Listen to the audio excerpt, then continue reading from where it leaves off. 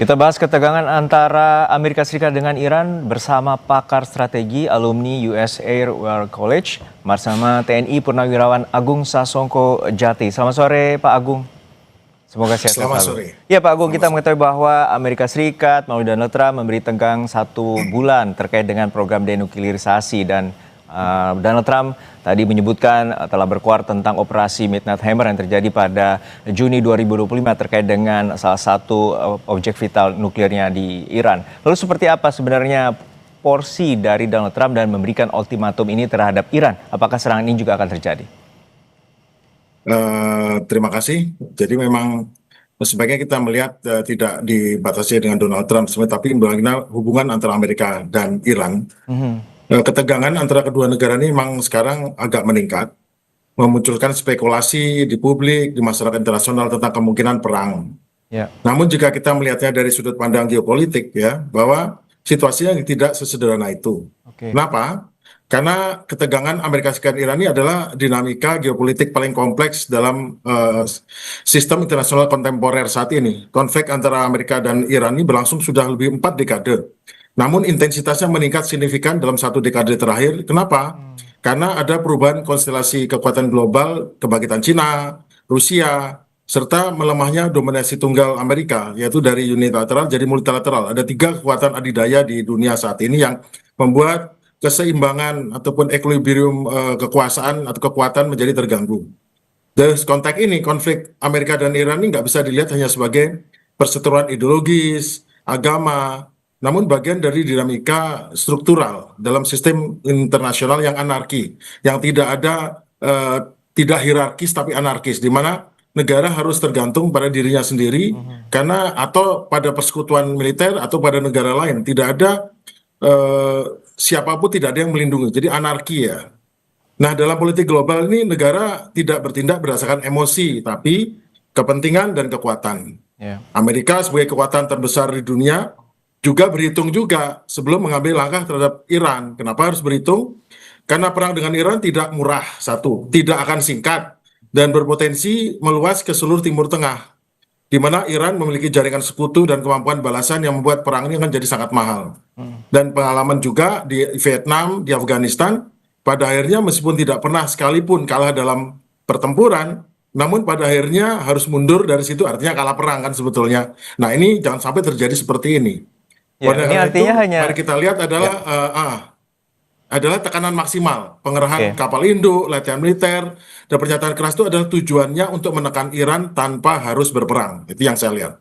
Oke, menekan Iran tanpa harus berperang karena pada dasarnya sekutu dari Amerika Serikat sendiri, Israel, menyatakan bahwa tidak perlu melakukan serangan ataupun memberikan operasi terhadap Iran dalam waktu dekat ini. Lalu untuk saat ini sebenarnya apa yang harus dilakukan, terutama sebenarnya dari Menlu Iran sendiri telah membuka opsi untuk mengedepankan negosiasi asal mengedepankan keuntungan juga dan fair terkait dengan program nuklir ini. Lalu seperti apa? Karena Amerika Serikat sendiri sudah menaruh USS Abraham Lincoln di Timur Tengah. Negosiasi atau hubungan antar negara itu tidak hanya soal militer, tapi juga ada hubungan ekonomi, hubungan diplomasi, ya. Ya. Jadi konflik Amerika-Iran ini adalah manifestasi klasik daripada dinamika realisme di dunia. Tidak ada pihak yang benar-benar menginginkan perang terbuka, tapi keduanya, baik Iran dan Amerika, terus meningkatkan kekuatan untuk mengamankan kepentingan nasionalnya.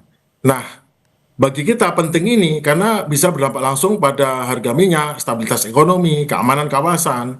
Jadi, meskipun retorika perang terdengar keras, peluang terjadinya perang masih kecil.